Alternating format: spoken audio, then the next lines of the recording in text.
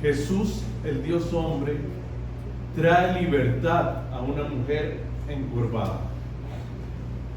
Está en Lucas 13, del 10 al 17. Vamos a ir analizando detalladamente el texto. Dice Lucas 13, del 10 al 17. Enseñaba Jesús en una sinagoga en el día de reposo, y había allí una mujer que desde hace 18 años tenía espíritu de enfermedad y andaba encorvada y en ninguna manera se podía enderezar.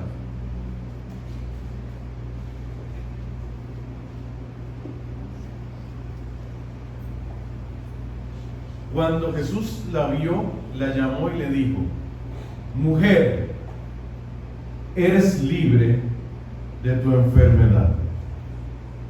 Y puso las manos sobre ella y luego se enderezó, y ella se enderezó luego y glorificaba a Dios.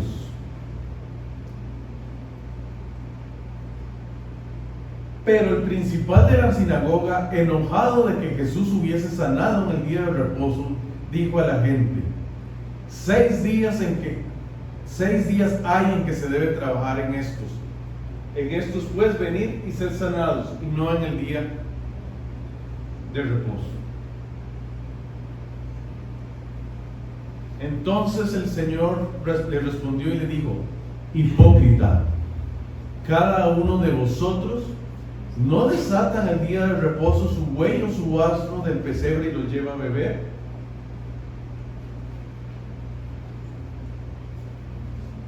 Y a esta hija de Abraham, que Satanás había atado 18 años, ¿no se le debía desatar de esta ligadura en el día de reposo?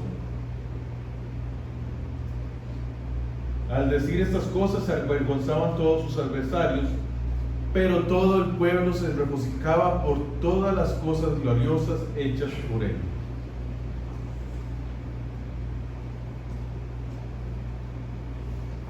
El texto es la última vez que Jesús habla en una sinagoga. Después de eso no lo invitan más. En este nos muestra cómo Jesús, el Hijo de Dios, el Dios hombre, sana a una mujer encorvada, tal vez en nuestro contexto diríamos más jorobada. Y vamos a estar analizando 2 puntos en particular. Número 1, primer punto: Jesús, el Dios hombre, trae libertad a una mujer encorvada. Y número 2, Jesús, el Dios hombre, confronta la hipocresía de los religiosos. Primer punto: Jesús, el Dios hombre, trae libertad a una mujer encorvada, jorobada. Nuevamente estamos con uno de los milagros que aparece exclusivamente en el Evangelio de Lucas. Es decir, no aparece en los otros 3 relatos acerca de Jesús. Recordemos que Lucas está escribiéndole a Teófilo. Todo el libro de Lucas y el libro de Hechos son básicamente 2 tratados dirigidos a la misma persona, a Teófilo. ¿Y quién era Teófilo? Un gentil. ¿Quién era Lucas? También un gentil. El único escritor gentil del Nuevo Testamento.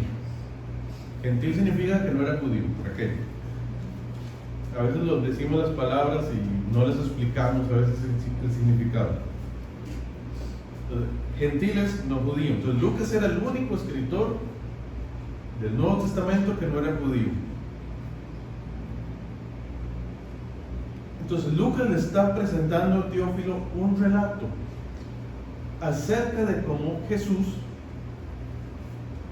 que era tanto Dios como hombre, realiza una sanidad sin importarle las tradiciones y la falsa religiosidad de los hombres. Jesús ve a la mujer y le dice: eres libre de tu enfermedad. Es curioso que no le digo: eres sana, estás sanada, sino eres libre. La mujer tenía 18 años de tener esa enfermedad, según el texto. Tenía 18 años de no poder enderezarse.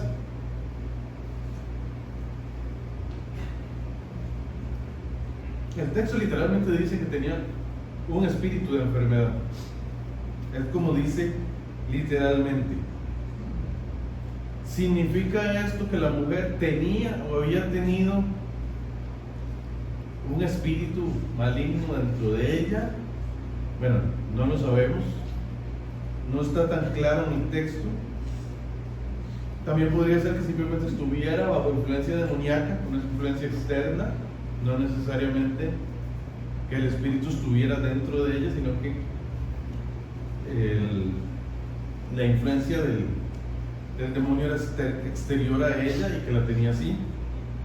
En todo caso, el texto, aunque nos da claridad sobre ambas posiciones, sí podemos concluir que para Jesús sí había una influencia espiritual en esa enfermedad que padecía la mujer.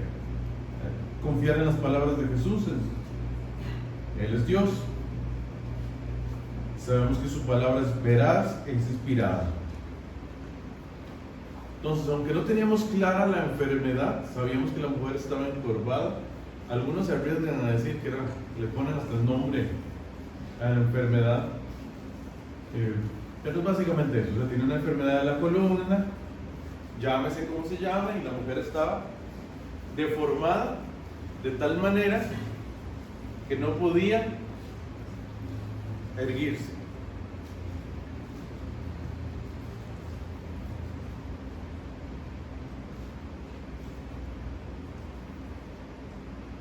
Ahora, anteriormente Jesús en el Evangelio de Lucas, en el versículo 4:18, aunque no lo vamos a buscar ahorita, vamos a tratar de recordarlo. Jesús en el 4:18 se presenta, está también en una sinagoga, delante de todos, abre el rollo, ¿verdad? Recordemos que en ese tiempo eran rollos, abre el rollo de Isaías y empieza a leer un pasaje donde dice: el Espíritu del Señor me ha ungido para llevar buenas nuevas a los pobres, a sanar a los quebrantados, a dar libertad a los oprimidos y a dar libertad a los cautivos. Jesús estaba haciendo esto en este pasaje. Cuando Él abre el rollo de Isaías en ese momento, Él les dice: estoy cumpliendo lo que dice este pasaje.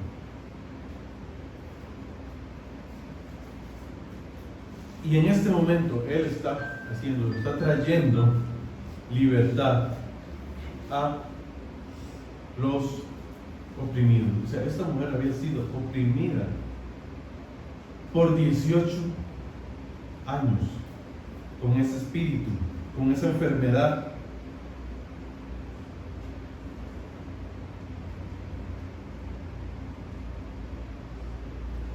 Regresemos al texto. Empieza el texto diciendo: enseñaba Jesús en una sinagoga en el día del reposo. Una de las preguntas que nos hacemos: ¿por qué enseñaba en una sinagoga? O sea, ¿por qué le daban oportunidad de enseñar en la sinagoga? Bueno, era algo común en la época. O sea, para que usted entienda, en el tiempo del Nuevo Testamento había un solo templo. La función del templo no era dar culto, la función del templo era hacer sacrificios. Las sinagogas, que es lo más parecido a nuestras iglesias, tampoco eran iguales a un templo de hoy en día, no, eran lugares más para enseñar la palabra, y habían surgido más bien en el tiempo entre los dos testamentos.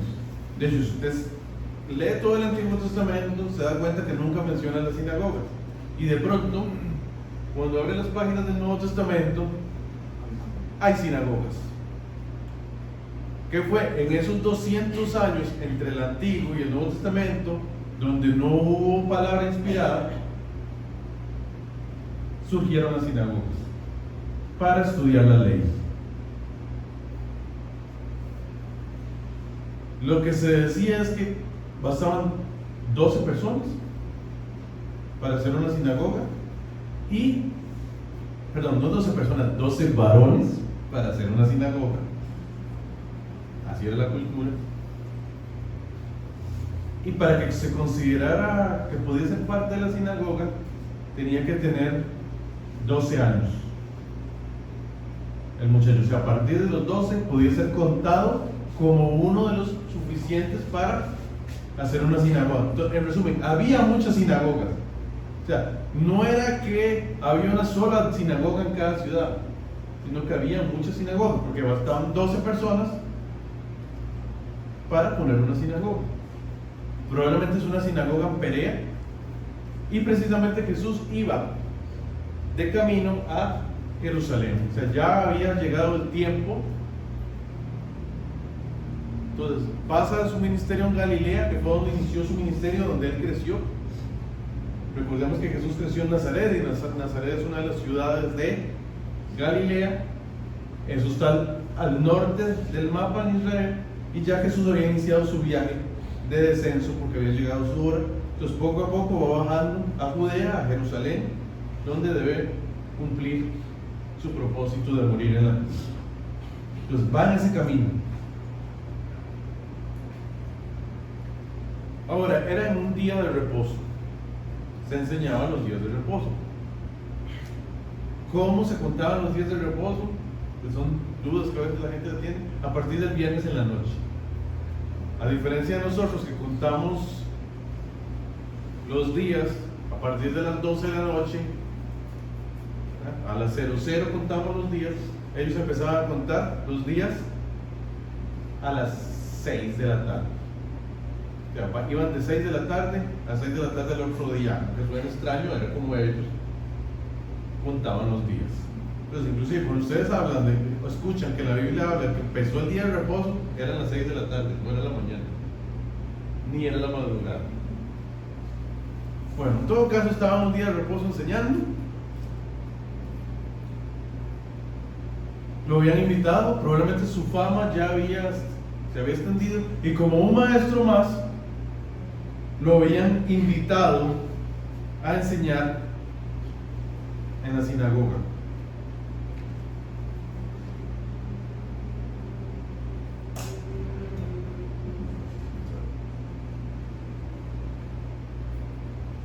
En eso nos dice el texto que entra una mujer a la sinagoga, y cuando Jesús la vio, la llamó y le dijo: mujer, eres libre de tu enfermedad. Y puso las manos sobre ella, y ella se enderezó luego y glorificaba a Dios.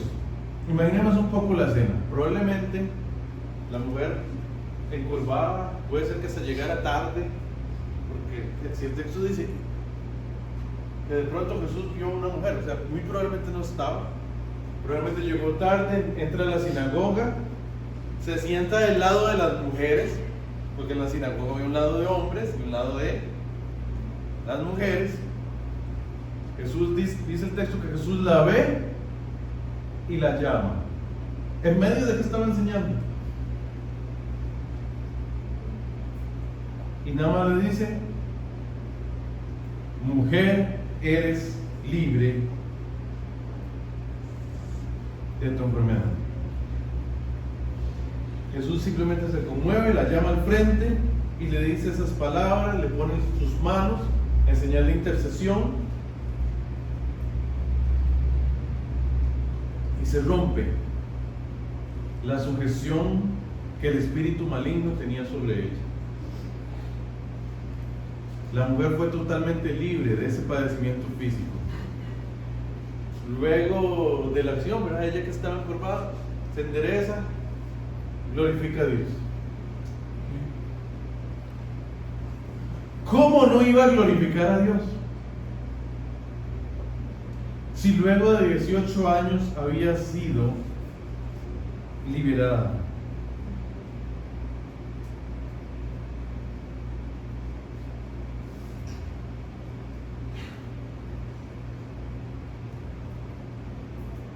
Jesús libera a la mujer, trae sanidad, trae liberación.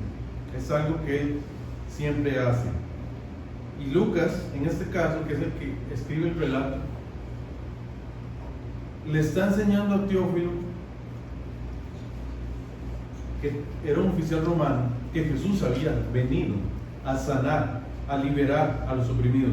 Le muestra cómo el Dios hombre se preocupa por una mujer que estaba padeciendo y teniendo compasión de ella, le sana.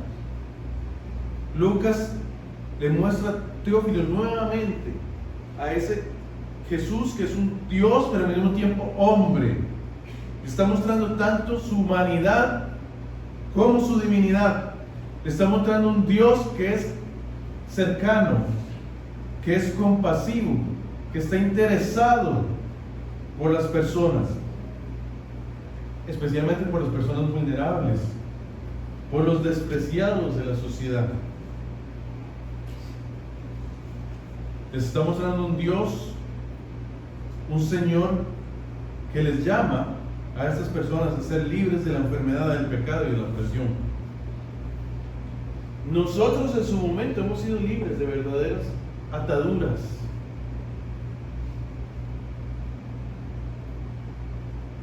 Y también no tenemos que ser egoístas y llevar ese mensaje.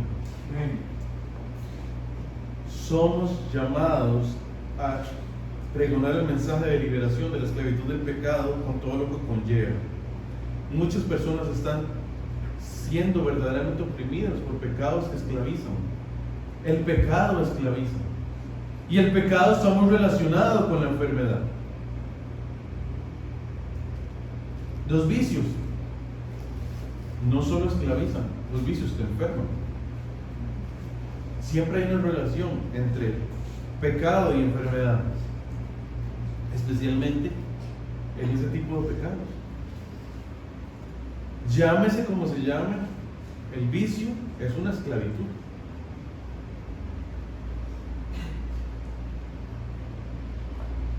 Tal vez cuando hablamos de vicios pensamos principalmente en alcohol, drogas, tabaco, pero también hay otras cosas, pornografía, adicción a los videojuegos. Bueno, ahora ¿qué no puede traer adicción?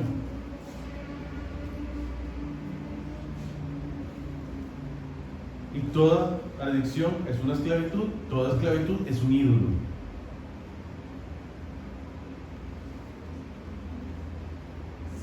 Y Dios nos puede liberar de eso.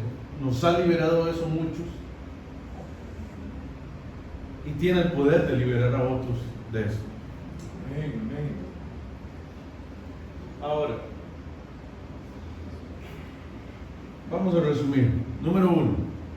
Lucas le muestra a Teófilo cómo Jesús, el Dios hombre, vino a liberar y a sanar a los oprimidos. Ese es el propósito del texto. Mostrar cómo Jesús vino a eso, vino a dar libertad. Y así como nosotros fuimos liberados de verdaderas ataduras, muchos hoy en día necesitan ser liberados. Somos llamados a proclamar el mensaje de liberación de Jesús para que otros que también puedan glorificar a Dios. Esta mujer, después de ser liberada, dio gloria a Dios. Es lo que debemos hacer nosotros, también dar gloria a Dios. Y debemos llevar el mensaje de salvación para que otros den gloria a Dios. El propósito para el que fuimos creados fue dar gloria a Dios. Nunca olvide eso. O sea, el ser humano fue creado para dar gloria a Dios. La famosa pregunta existencial: ¿para qué estamos aquí? ¿Para qué usted está aquí? Es cierto, usted tiene muchos roles, pero Dios lo creó a todos los seres humanos, no solo los creyentes, a todos los seres humanos. Cuando Dios los creó, los hizo para dar gloria a Dios. Ese es el propósito por el cual Él creó al ser humano, para que le diera gloria a Él. Segundo punto: Jesús, el Dios hombre, confronta la hipocresía de los religiosos. El texto nos menciona luego de que Jesús liberara de la enfermedad a la mujer que habían pasado, bueno, a la mujer sabemos que había pasado 18 años así, Jesús la libera, ella es sanada.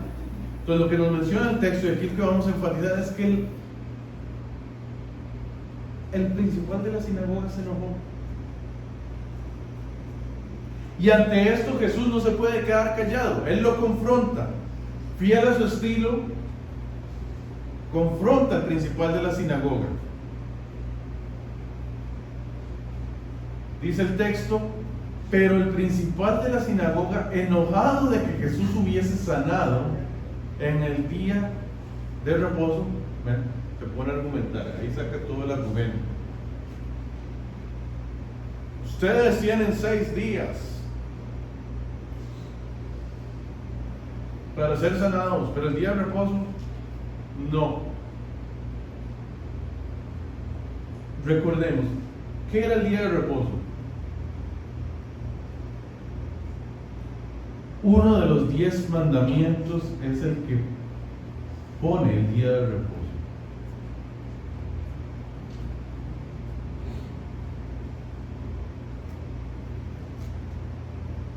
Literalmente en Éxodo 29 dice, acuérdate del día de reposo para santificarlo.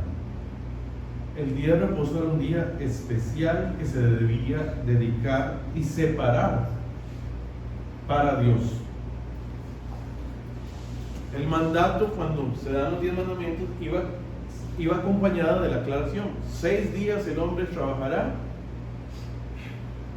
pero el 7º día sería un día de descanso dedicado a Dios, en el cual ni personas ni animales debían trabajar. El problema del ser humano es que tiende a pervertir por su naturaleza pecaminosa las cosas. Entonces, en este caso el hombre ha pervertido y malinterpretado el propósito de Dios para las estructuras que Dios ha creado. Siempre hace eso. Dios crea el día de reposo y el hombre lo malinterpreta y lo pervierte. Los judíos de la época consideraban que sanar a una persona era un trabajo y que no se debía sanar en el día de reposo. Si lo miramos fría y lógicamente, ser médico es un trabajo. Pues estaban esperando que los médicos no trabajaran en el día de reposo, porque es un trabajo, tampoco tenían que trabajar. Entonces, según las discusiones que había entre los rabinos, solo si era un caso de vida o muerte se debía trabajar. El médico podía trabajar solo si era un caso de vida o muerte, entre el montón de tradiciones que ellos tenían escritas en sus libros. El problema es que la esencia del mandato no era el trabajo. La esencia del mandato es dedicarse a Dios. De hecho, queda más trabajo caminar al templo, caminar a la sinagoga,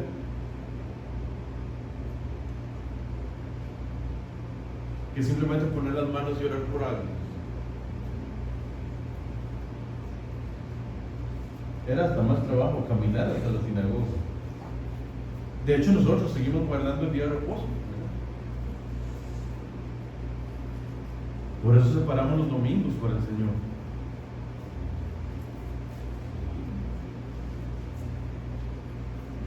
Pero lo importante es que es para Dios. Él es la figura principal. Vamos a ver varios contrastes en este pasaje. En este en particular hay un contraste entre que hay uno súper evidente, que es esa actitud, ¿verdad? La actitud del principal de la sinagoga contrastada con la actitud de Jesús.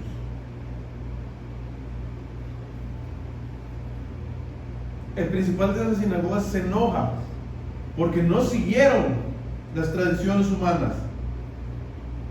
Y eso hace un contraste con la actitud del Dios hombre que está interesado en los necesitados, en los vulnerables, en los desfavorecidos. Lucas nuevamente está interesado en mostrarnos cómo Jesús en su humanidad está interesado por los desvalidos, por los desfavorecidos, contrastado con la actitud de algunos que simplemente quieren hacer lo que es correcto según sus propias posturas. Hay un fuerte contraste entre la compasión de Jesús y el legalismo de los adversarios de Jesús.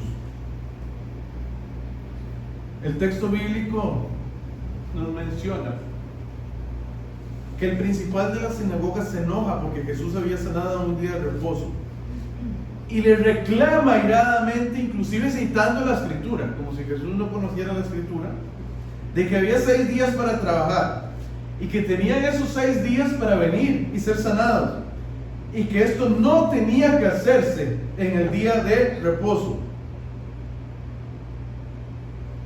Este hombre era todo un prototipo de legalismo, más preocupado por las minucias de los rituales, de las ceremonias, de las normas, que por el sufrimiento de las personas. Eso es típico de la falsa religiosidad. Sí, amén. Es importante, el ser religioso no es malo. El ser religioso no es malo. En nuestra cultura casi se ha vuelto, no sé, como equivalente a decir ser religioso como algo malo. ¿Por qué? Porque hemos hecho el equivalente de religioso a falso religioso. No, Dios nos hizo seres religiosos. Dios nos creó como seres religiosos. Todo ser humano es religioso. Ojo, todo ser humano es religioso. O adora a Dios, o adora otra cosa. Pero todo ser humano es religioso. Aún los ateos son religiosos. Porque o adoran a Dios o adoran a un ídolo. Pero todos adoran a algo. Y ese es el sentido de ser religioso, el sentido original. Entonces, sí, Dios nos hizo seres religiosos. El problema es la falsa religiosidad, que solo sigue los ritos, que solo sigue las ceremonias, que solo sigue las normas, sin tener una verdadera experiencia de vida, sin tener una verdadera transformación de vida y una relación con Dios. Entonces Jesús le responde señalando la hipocresía de su actitud y le dice el texto: entonces el Señor le respondió y dijo: hipócrita,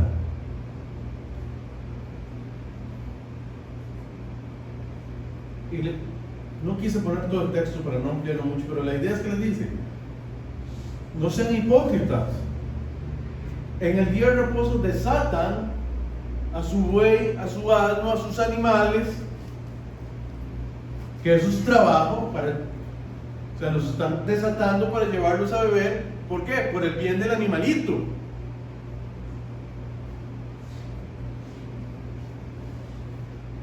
Estaban haciendo un trabajo de desatar al animal y llevarlo a beber por la necesidad del animal, pero estaban cegados para ver la necesidad de una mujer. Si podían desatar un animal para su propio bien el sábado, ¿cuánto más no se podría desatar a una hija de Abraham, como lo dice el texto, de sus ataduras satánicas? Sencillamente no había nada en la ley que prohibiera hacer actos de misericordia en el día de reposo. Jesús nunca, pero nunca, no cumplió la ley. O sea, nunca violó la ley. Él siempre la cumplió. No fue que al hacer Jesús esto estaba violando la ley. No había nada en la ley que dijera eso. Era la interpretación de los falsos religiosos, o más bien digamos, era la interpretación de los fariseos y de los maestros religiosos de la época. Pero no es algo que la Biblia o la misma ley de Dios en el Antiguo Testamento dijera. Jesús siempre cumplió la ley.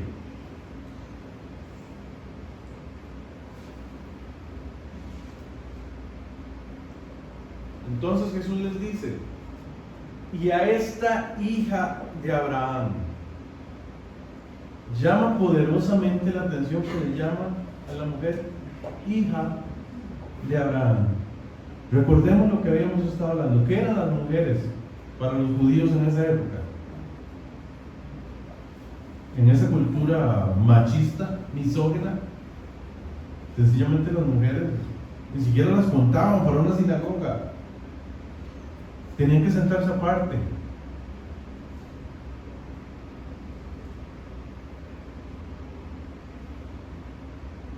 Y le dice hija de Abraham. Jesús está resaltando el valor de la mujer.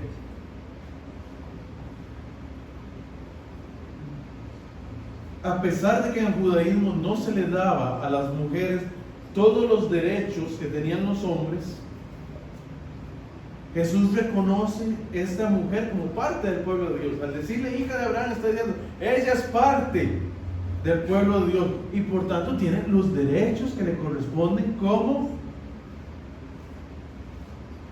pueblo de Dios. Ella era una hija de Abraham.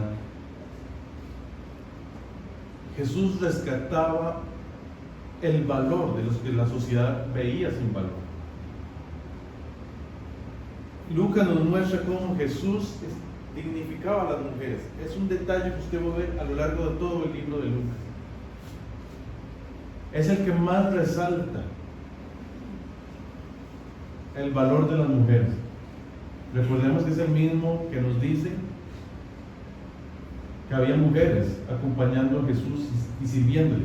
En el fondo está insinuando que Jesús tenía discípulas, aunque en el texto y en la cultura jamás podían decirles discípulas.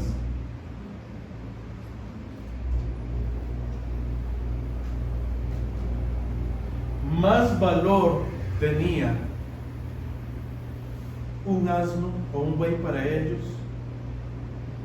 que simplemente tenían una necesidad trivial de beber agua,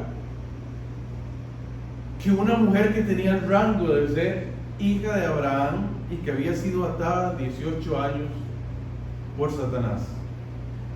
El contraste está marcado entre un animal y un ser humano, entre la necesidad de beber agua en un día y la necesidad de haber sido sanada luego de 18 años. Hay un contraste entre cumplir la letra del día de reposo a costa de la injusticia e interpretar el espíritu del día de reposo obrando con justicia. En resumen, es un contraste entre misericordia y legalismo. Ahora hay un segundo contraste. Se avergonzaban todos sus adversarios, pero todo el pueblo se regocijaba. Hay un segundo contraste en la reacción de los que escuchan, de los que ven lo que había sucedido. Mientras los enemigos de Jesús se avergonzaban, el pueblo se alegraba por las acciones realizadas por el Dios hombre. Era un contraste maravilloso y grande a la vez. Mientras que los humildes glorifican a Dios,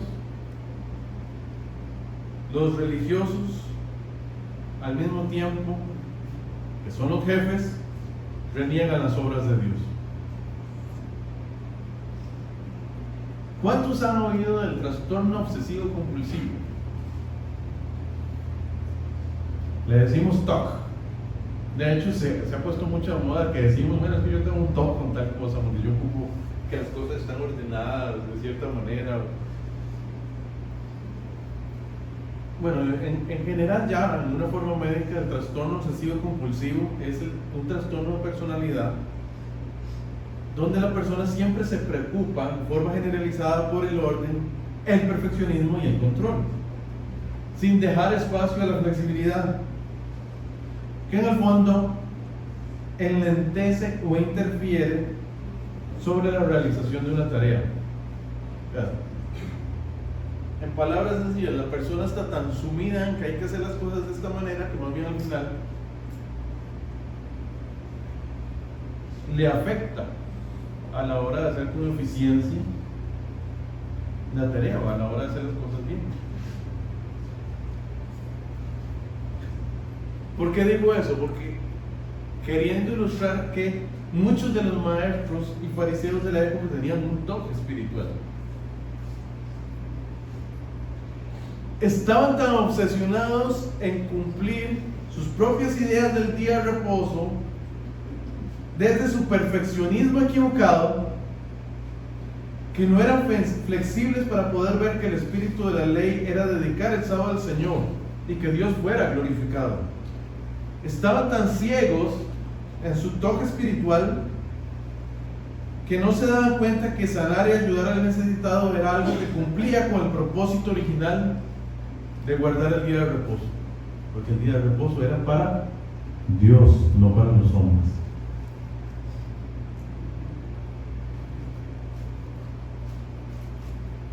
Lucas le está mostrando a Teófilo que para Jesús el Dios hombre era más importante las personas que las tradiciones de los hombres. Las personas son lo más importante para Dios. Siempre las personas son lo más importante para Dios, y especialmente si son desfavorecidos. Y muchas veces tenemos que dejar de lado las reglas y tradiciones. Es muy fácil volver a ver a los religiosos y señalarlos con el dedo. Es muy fácil volver a ver a este maestro, a este principal de esta sinagoga, y señalarlo con el dedo y decir: pero hombre, ¿qué estaba haciendo? Pero ¿cuántas veces los cristianos caemos en lo mismo?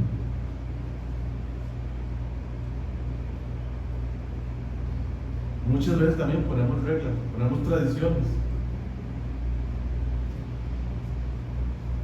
Muchas veces hemos malinterpretado pasajes, así como lo hacían los judíos, dando más importancia a nuestras ideas preconcebidas y a las exigencias legalistas que a las personas que tienen necesidad de Cristo. ¿Cuántas veces, no sé, ha entrado a nuestra iglesia, no sé, una persona con un vestido muy cortito y lo primero que hacen algunos es juzgarla en vez de pensar en la necesidad de Cristo? O alguien con un tatuaje, o personas con piercing.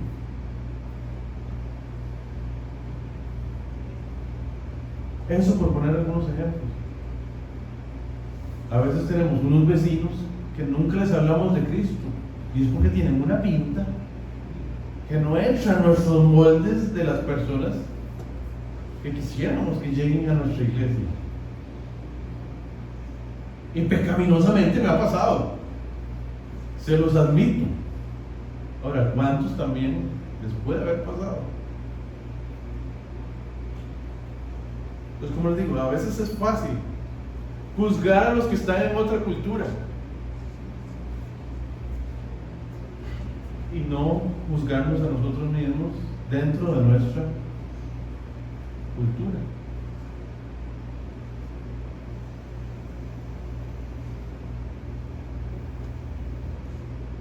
Vamos a ir cerrando.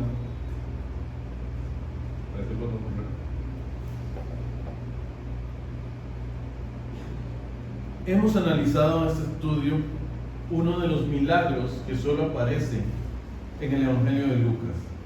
Está titulado en nuestras Biblias como Jesús sana a una mujer en el día de reposo. Al menos así está titulado en la Reina Valera 1960. Hemos enfatizado dos puntos principales. Jesús trae libertad a una mujer luego de padecer 18 años de una enfermedad donde su cuerpo se había jorobado o encorvado. Y en segundo lugar, observamos cómo Jesús, el Dios hombre, confronta la hipocresía de la falsa religiosidad de la época. La misión de Jesús fue dar libertad a los oprimidos. Quizás como creyentes no estábamos atados a una enfermedad por causa de un espíritu maligno, pero estábamos oprimidos en nuestros delitos y pecados. Inclusive muchos de nuestros pecados habían afectado nuestra salud física y mental. Pero Dios tiene compasión y se preocupa por aquellos esclavizados por el pecado. Dios así ha librado al creyente de las ataduras del pecado. Y nuestra respuesta debe ser glorificarle a Él. Y al mismo tiempo, no ser egoístas. Compartir con otros el mensaje liberador de Jesús. Recordemos, para Dios siempre serán más importantes las personas y sus necesidades que las reglas y tradiciones puestas por los hombres. Tengamos cuidado y no caigamos en lo mismo. No caigamos como los fariseos, como los falsos religiosos, en tener un toque espiritual, que quedemos cegados ante las necesidades de las personas. Tengamos cuidado, no caigamos en el legalismo y más bien seamos sensibles. No seamos insensibles ante la necesidad de la gente. Y muchísimo menos no exijamos a las personas cosas que Dios no exige. Porque a veces ponemos cargas más pesadas a las personas que vienen a la iglesia o a las cuales queremos compartir el Evangelio. Cosas que Dios no demanda, muchas veces solicitamos. Glorifiquemos a Dios tal como lo hizo esta mujer. Dios nos ha liberado del pecado. Hubo un día que Él nos dijo: eres libre. Recordemos siempre que hubo un día que Dios nos dijo a cada uno de nosotros: si usted es creyente, eres libre. Muchas veces de tu enfermedad, pero siempre nos liberó de nuestro pecado.